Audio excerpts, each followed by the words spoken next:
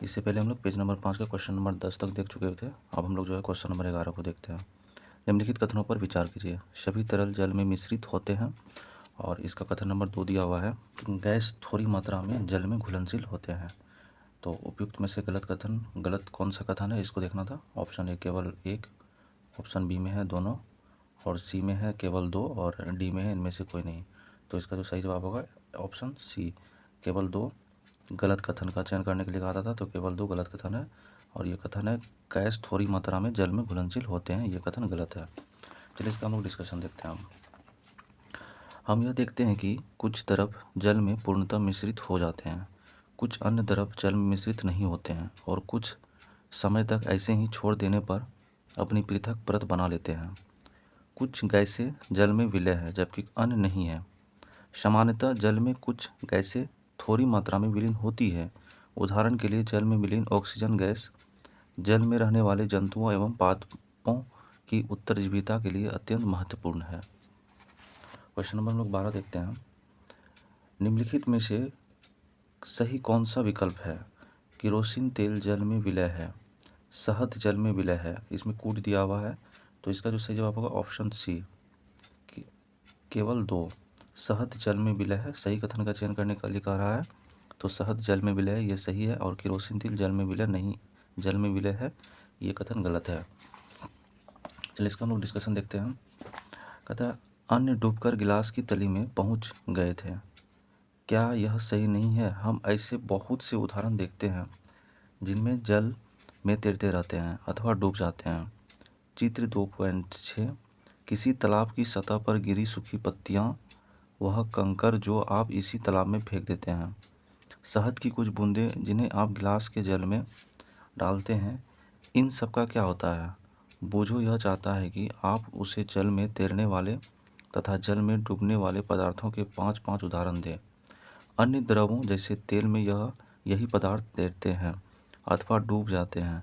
शहद पानी में घुलनशील होता है, लेकिन यह उसके प्रकार और पानी के तापमान पर निर्भर करता है। अगला क्वेश्चन है क्वेश्चन नंबर 13। सरसों का तेल जल में विलय है, और ऑप्शन कोड दूसरा में है नींबू का रस जल में अविलय है। अब गलत कौन सा बोल रहा था, तो आंसर ऑप्शन बी लिया, मतलब दोनों कथन गलत है। ठीक है, सरसों का तेल जल में विलय है, ये भी कथन गलत है, और नींबू का रस जल में अविलय है, ये भी कथन गलत है। अब इनका हम लोग डिस्कशन देखते हैं। कहता है सिरका, नींबू का रस, सरसों का तेल अथवा नारियल का तेल, मिट्टी का तेल अथवा अन्य किसी द्रव के नमूने एकत्र कीजिए। कांच का एक ग्लास लीजिए, इसे आधा जल से भरिए। अब इसमें चम्मच भरकर कोई द्रव मिलाइए और भली भांति विलोडित कीजिए। इसे 5 मिनट के लिए छोड़ दीजिए। परीक्षण कीजिए कि क्या यह द्रव जल के साथ मिश्रित हो जाता है। सरसों का तेल अथवा नारियल का तेल, मिट्टी का तेल अविलय, जबकि सिरका नींबू का रस विलय है। चलिए अगला क्वेश्चन हम लोग देखते हैं। इसमें चित्र 2.5 का ए में दिया हुआ है कुछ द्रव जल में भली भांति मिश्रित हो जाते हैं जबकि बी कुछ नहीं होते हैं। इसमें दिया हुआ है कुछ चित्र। अब अगला नंबर है क्वेश्चन नंबर 14। क्वेश्चन नंबर 14 है कि निम्नलिखित में से असत्य है। ऑप्शन ए है, ए में दिया हुआ है उन पदार्थों या सामग्रियों जिनसे होकर वस्तुओं को देखा जा सकता है अपारदर्शी कहते हैं। बी में है जिनसे होकर आप वस्तुओं को नहीं देख सकते हैं अपारदर्शी कहते हैं। और सी में है लकड़ी एक अपारदर्शी वस्तु है। और डी में है ऐसे पदार्थ जिनसे होकर वस्तुओं को देख सकते हैं परंतु स्पष्ट रूप से पारभासी नहीं कहलाती है। सही जवाब है ऑप्शन ए, जो कि असत्य है।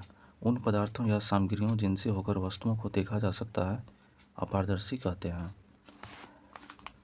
डिस्कशन है आपने लुका छुपी का खेल खेला होगा। उन स्थानों के बारे में विचार करिए जहां आप खेलते समय छिपना चाहेंगे ताकि आप दूसरों को दिखाई ना दे। आपने इन स्थानों को ही क्यों चुना? क्या आपने कभी शीशे की खिड़की के पीछे छिपने का प्रयास किया है? स्पष्ट रूप से नहीं, क्योंकि ऐसा करने का आपका मित्र शीशे से देखकर आपको पता लगा लेगा। उन पदार्थों अथवा सामग्रियों जिनसे होकर वस्तुओं को देखा जा सकता है उन्हें पारदर्शी कहते हैं।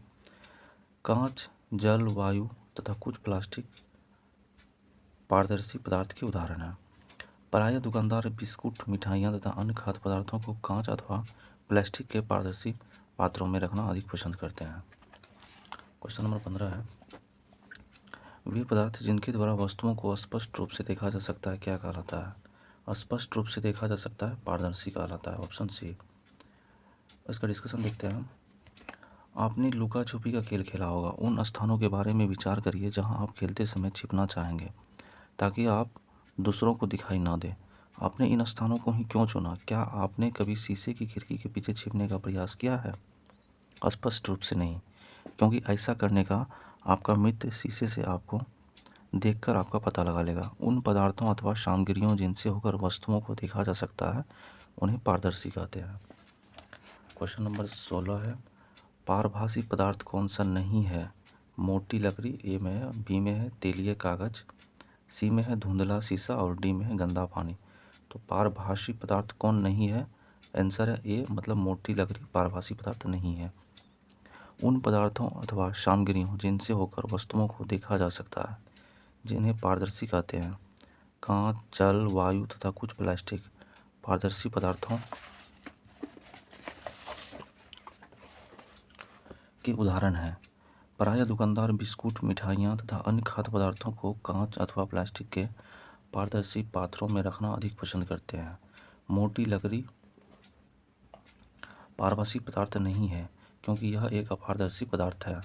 17 नंबर है, मक्खन का पेपर क्या है? मक्खन का पेपर क्या है? ए है पारदर्शक, बी है पारभासी, सी है अपारदर्शी और डी है कोई नहीं। तो इसका जो सही जवाब होगा ऑप्शन बी पारभासी है। डिस्कशन देखते हैं। कहता है बूंद खाने का तेल या मक्खन डालकर इसे फैलाइए। कागज के उस भाग से जहां तेल फैला है प्रदीप्त बल्ब को दोबारा ध्यान से देखिए। आप क्या देखते हैं? क्या आप यह पाते हैं कि अब बल्ब हमें पहले की अपेक्षा और अधिक स्पष्ट दिखाई देता है? परंतु क्या आप इस चिकने कागज से होकर प्रत्येक वस्तु को पूर्णतः स्पष्ट रूप देख लेते हैं? कदाचित नहीं। ऐसे पदार्थों जिनसे होकर वस्तुओं को देख नहीं सकते हैं परंतु बहुत स्पष्ट नहीं देखा जा सकता है उन्हें पारभासी कहते हैं। कागज पर लगे उस तेलीय धब्बे को याद कीजिए जिसका उपयोग हमने खाद्य पदार्थों का वसा के लिए परीक्षण करने में किया था। मक्खन का पेपर भी पारभासी है। आगे है अध्याय 3 पदार्थों का पृथक्करण। इसमें जो है क्वेश्चन नंबर 1 है, निम्नलिखित में से कौन सा सत्य है? ए में गेहूं के दानों और गेहूं के आटे के मिश्रण को हस्तचयन विधि द्वारा अलग किया जा सकता है। ठीक है। ऑप्शन बी में है तेल और पानी के मिश्रण को पृथक्करण की विधि से अलग किया जा सकता है। सी में है फटकने की प्रक्रिया में भूसी के कणों को हवा द्वारा अधिक दूरी तक ले जाया जा सकता है। डी में है उपरोक्त सभी। ठीक है। तो इसमें से कौन सा कथन सत्य है? तो उपरोक्त सभी, ऑप्शन डी सभी कथन सत्य है। चलिए इसका हम लोग डिस्कशन देखते हैं। हम कहता है किसी मिश्रण के अपव्ययों को इस प्रकार पृथक करने की विधि निष्पावन कहलाती है। निष्पावन का उपयोग पवनों अथवा वायु के झोंकों द्वारा मिश्रण से भारी तथा हल्के अवयवों को पृथक करने में किया जाता है।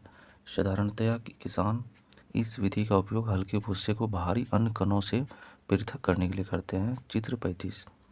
हस्तचयन की इस विधि का उपयोग गेहूँ, चावल तथा दालों से कुछ परे मिट्टी के कणों, पत्थर तथा भूसे को पृथक करने में किया जा सकता है। ऐसी अशुद्धियों की मात्रा प्रायः बहुत अधिक नहीं होती है। ऐसी स्थितियों में हस्तचयन द्वारा पदार्थों को पृथक करना एक सुविधाजनक विधि लगती है। तेल और पानी के मिश्रण को पृथक्करण विधि से अलग किया जाता है। अगला क्वेश्चन है क्वेश्चन नंबर 2, हस्तचयन विधि कब सुविधाजनक होती है? ए में है जब अशुद्धियाँ अधिक हो, बी में है जब अशुद्धियाँ कम हो, सी में है जब अशुद्धियाँ बहुत छोटे आकार में हो और डी में है इनमें से कोई नहीं। तो हस्तचयन विधि जो है ऑप्शन बी लिया है, जब अशुद्धियाँ कम हो तो हस्तचयन विधि से को सुविधाजनक होती है। हस्तचयन विधि जब अशुद्धियाँ कम हो। हस्तचयन विधि का उपयोग गेहूँ, चावल तथा दालों से कुछ परे मिट्टी के कणों, पत्थर तथा भूसे को पृथक करने में किया जा सकता है। ऐसी अशुद्धियों की मात्रा प्रायः बहुत अधिक नहीं होती है। ऐसी स्थितियों में हस्तचयन द्वारा पदार्थों को पृथक करना एक सुविधाजनक विधि लगती है। चलिए अगला क्वेश्चन है, गेहूं तथा चावलों से मिट्टी या पत्थरों के बड़े कणों को अलग करने के लिए किस विधि का प्रयोग किया जाता है? ए में है हस्तचयन विधि, बी में है थ्रेशरिंग, सी में है निष्पावन, डी में है चालन। इसका सही जवाब होगा हस्तचयन विधि का प्रयोग किया जाता है। इसका चलिए डिस्कशन देखते हैं। हस्तचयन इस विधि का उपयोग गेहूँ, चावल तथा दालों से कुछ परे मिट्टी के कणों, पत्थर तथा भूसे को पृथक में किया जा सकता है। ऐसी औषधियों की मात्रा प्रायः बहुत अधिक नहीं होती है। ऐसी स्थितियों में हस्तचयन द्वारा पदार्थों को पृथक करना एक सुविधाजनक विधि लगती है। चलिए अगला है, सूखे पौधे की डंडियों से अनाज को अलग करने के लिए कौन सी विधि अपनाई जाती है? ए में है हस्तचयन विधि, बी में है थ्रेशरिंग, सी में है निष्पावन, डी में है चालन। क्वेश्चन है सूखे पौधों की डंडियों से अनाज को अलग करने के लिए, तो आंसर बी में है थ्रेशरिंग। ठीक है, चलिए इसका हम लोग अब डिस्कशन देखते हैं। डिस्कशन में है कि जो हस्तचयन विधि का उपयोग गेहूँ, चावल तथा दालों से कुछ बड़ी मिट्टी के कणों, पत्थर तथा भूसे की पृथक करने में किया जा सकता है। किसी मिश्रण के अवयवों को इस प्रकार पृथक करने की विधि निष्पावन कहलाती है। निष्पावन का उपयोग पवनों तथा वायु के झोंकों द्वारा मिश्रण से भारी तथा हल्के अवयवों को पृथक करने में किया जाता है। सूखे पौधों की डंडियों से अन्न कणों अथवा अनाज को पृथक करने के प्रक्रम को थ्रेशरिंग कहते हैं। इस प्रक्रम में डंडियों को पीटकर अन्न कणों को पृथक किया जाता है। चित्र 3.4 कभी कभी थ्रेशरिंग का कार्य बैलों की सहायता से किया जाता है। अत्यधिक मात्रा में अन्न कणों को डंडियों से पृथक करने के लिए थ्रेशरिंग मशीनों का उपयोग भी किया जाता है। चलिए अगला क्वेश्चन है, क्वेश्चन नंबर 5 है, सूखे रेत एवं लकड़ी के बुरादे के मिश्रण को अलग करने की विधि है।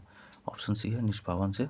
सूखे रेत और लकड़ी के बुरादों को मिश्रण करने की जो अलग करने की विधि है वो निष्पावन विधि है।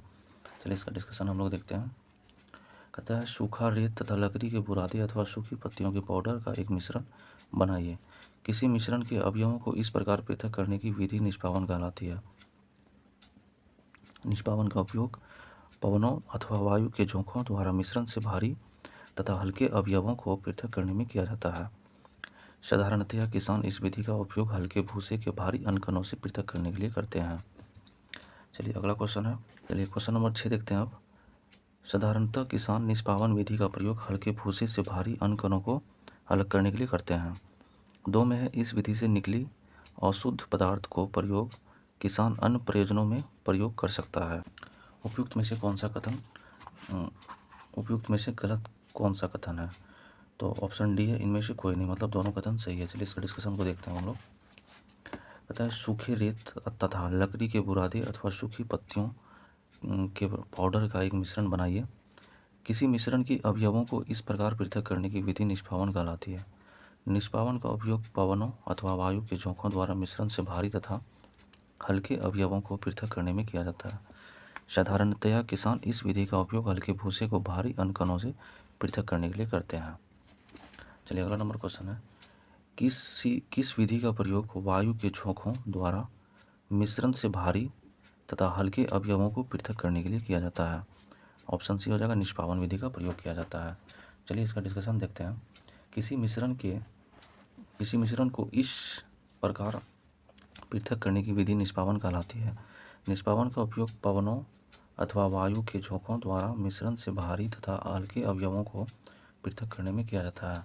साधारणतः किसान इस विधि का उपयोग हल्के भूसे को भारी अन्न कणों से पृथक करने के लिए करते हैं। अगला क्वेश्चन है, पृथकीकरण की विधि में शामिल है, तो उपयुक्त सभी शामिल है। पृथकीकरण जो अलग करने की विधि है उसमें शामिल कौन सा है? हस्तचयन विधि, थ्रेशरिंग विधि, निष्पावन विधि, ये सभी विधि पृथकीकरण की विधि में शामिल है। चलिए इसका डिस्कशन देखते हैं हम लोग। कहता है सूखे पौधों की डंडियों से अन्न कणों अथवा अनाज को पृथक करने के प्रक्रम को थ्रेशरिंग कहते हैं। इस प्रक्रम में डंडियों को पीटकर अन्न कणों को पृथक किया जाता है। कभी कभी थ्रेशरिंग का कार्य बैलों की सहायता से किया जाता है। अत्यधिक मात्रा में अन्न कणों को डंडियों से पृथक करने के लिए थ्रेशरिंग मशीनों का उपयोग भी करते हैं। किसी मिश्रण के अवयवों को इस प्रकार पृथक करने की विधि निष्पावन कहलाती है।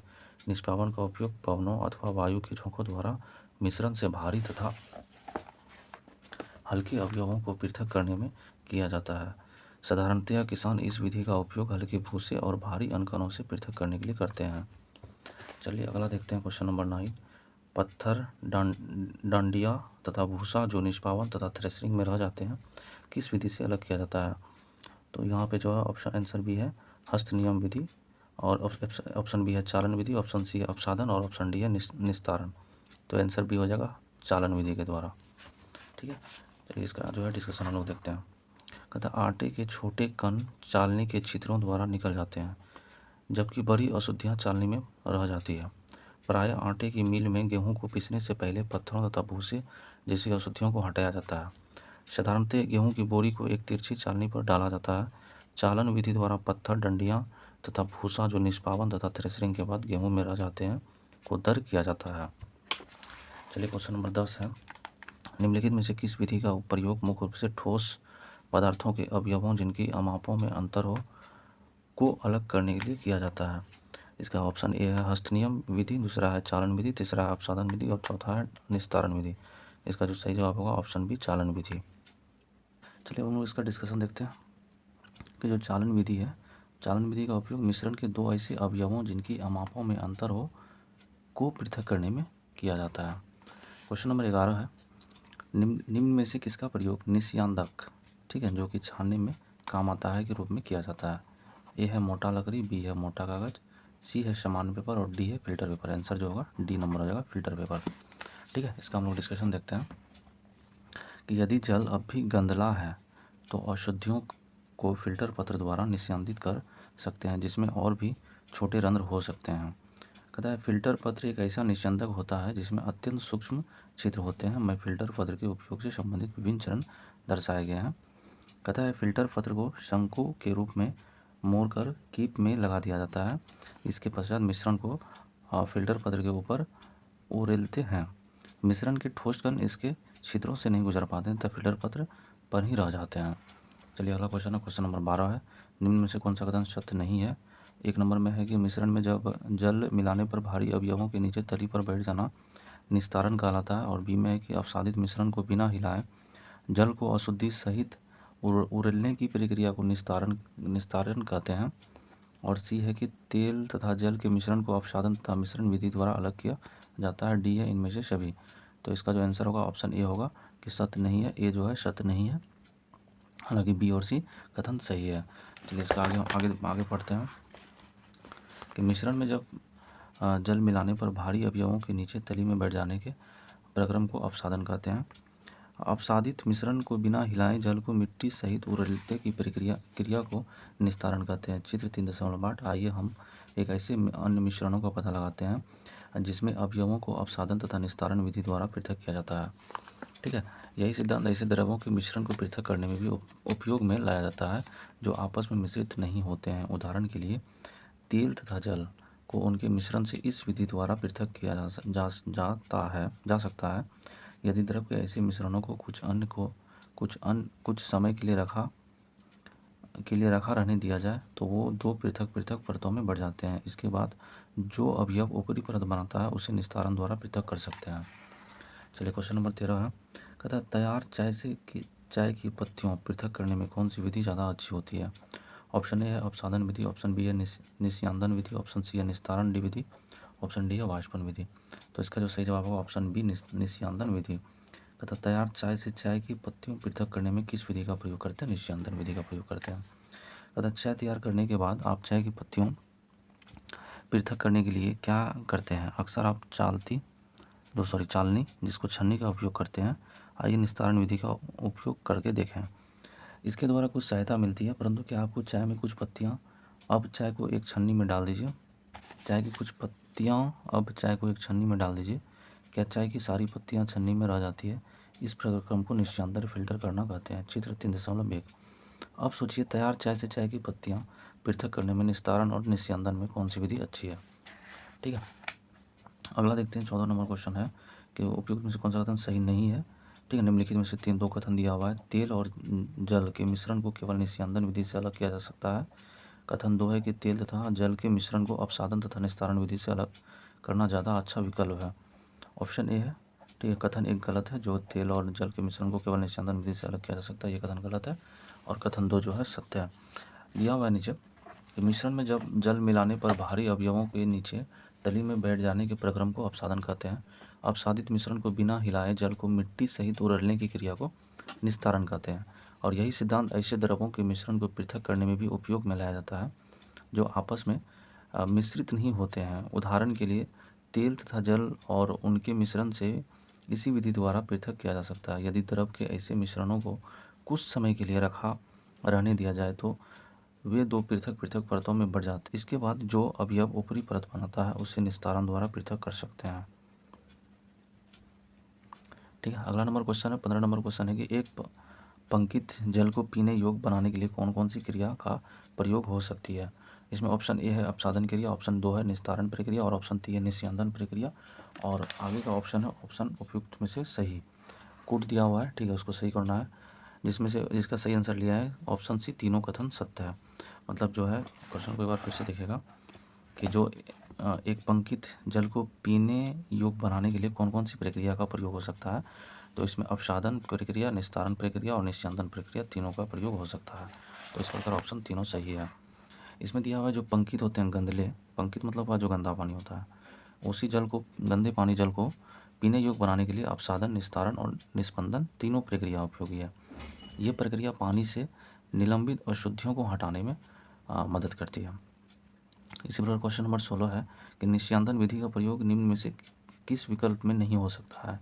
ए में है घर पर पनीर बनाने में, दूसरा है तैयार चाय से चाय की पत्तियों को पृथक करने में और सी है पंकित जल से पीने योग्य जल बनाने में, पंकित मतलब गंदे जल को, और डी है मिश्रण से जल एवं नमक को पृथक करने में।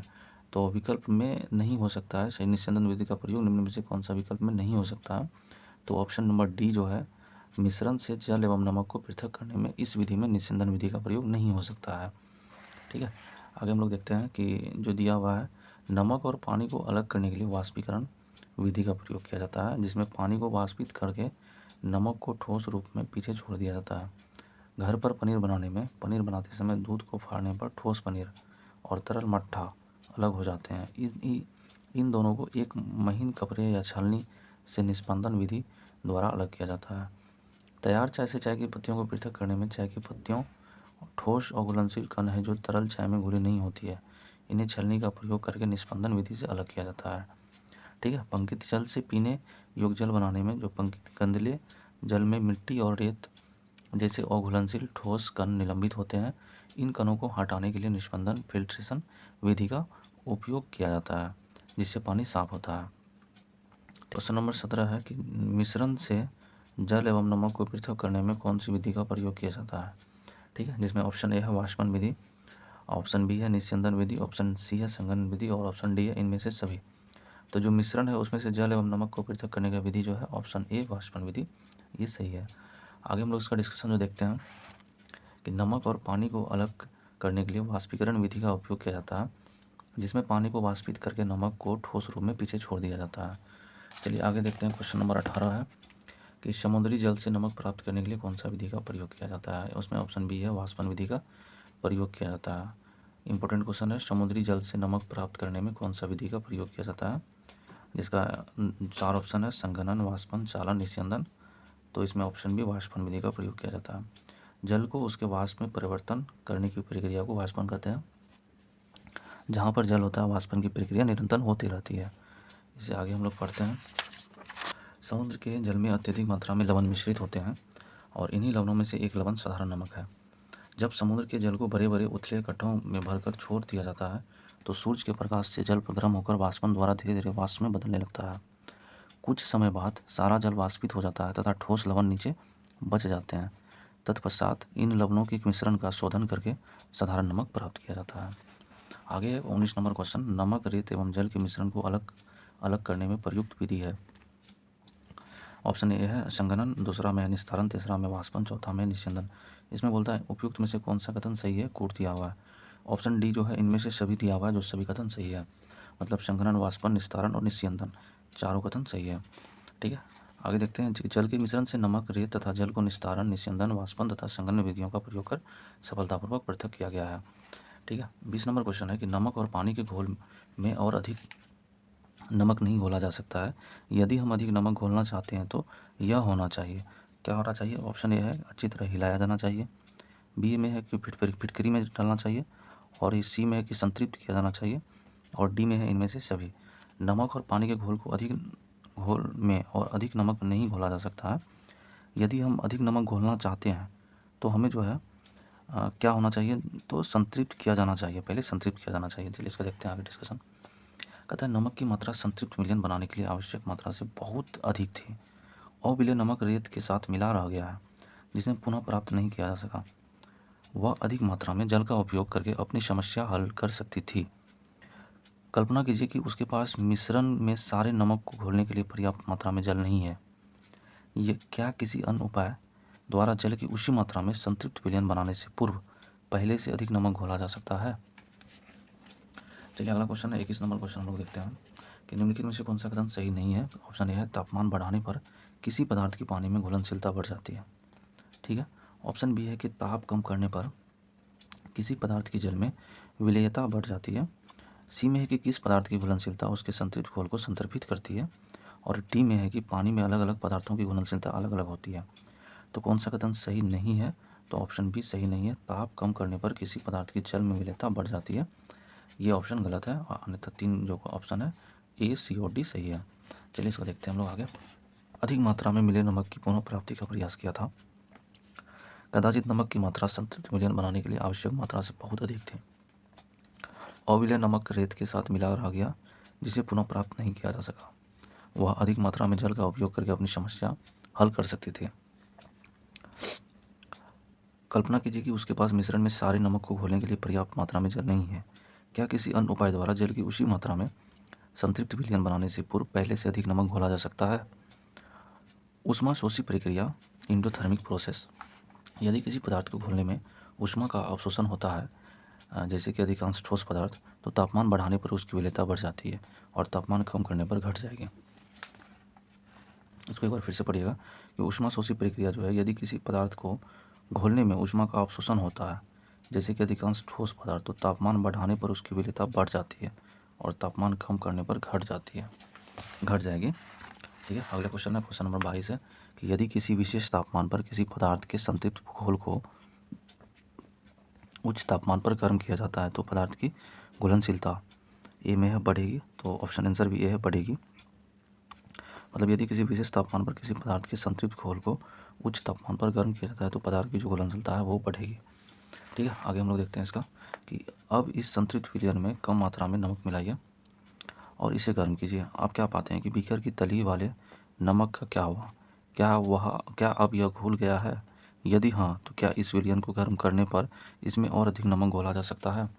इस गर्म विलयन को ठंडा होने दीजिए। क्या बीकर की तली में नमक पुनः बैठता दिखाई देता है? यह क्रियाकलाप सुझाता है कि गर्म करने पर नमक की अधिक मात्रा घोली जा सकती है। क्या जल में विभिन्न विलेय पदार्थों की मात्रा घुलती है? आइए पता लगाते हैं। यदि किसी विशेष तापमान पर किसी पदार्थ के संतृप्त घोल को उच्च तापमान पर गर्म किया जाता है तो पदार्थ की घुलनशीलता बढ़ेगी।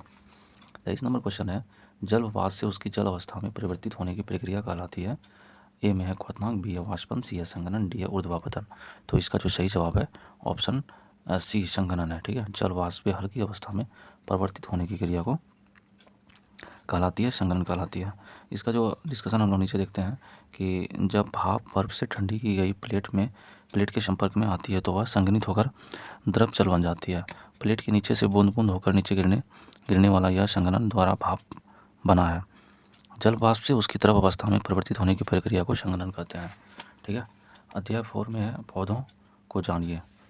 ठीक है। इसमें पहला क्वेश्चन है कि जो शाक पौधे की पहचान करने के लिए हमें निम्नलिखित जानकारी प्राप्त होनी चाहिए। जानकारी नंबर 1 है, मतलब पहला ऑप्शन में है कि अक्सर हमें इनकी शाखाएं देखने को नहीं मिलती है। और 2 में है कि इसके तने हरे एवं कोमल होते हैं। 3 में है कि ये सामान्यतः विशाल होते हैं। 4 में है कि सामान्यतः छोटे होते हैं। उपयुक्त में से कौन सा कथन सही है? कथन नंबर डी जो है, कूट नंबर डी 1, 2 एवं 4 सही है। मतलब 1, 2 और 4 सही है और 3 बिल्कुल गलत है। ये सामान्यतः विशाल होते हैं, ये कथन गलत है। कहता है शाक पौधे की पहचान करने के लिए हमें निम्नलिखित जानकारी प्राप्त होनी चाहिए। ये सामान्यतः विशाल होते हैं, ये गलत है और ये 3 कथन सही है। तो हम इस वीडियो को यहीं तक रखते हैं। कल पेज नंबर 11 से आगे कंटिन्यू रखेंगे।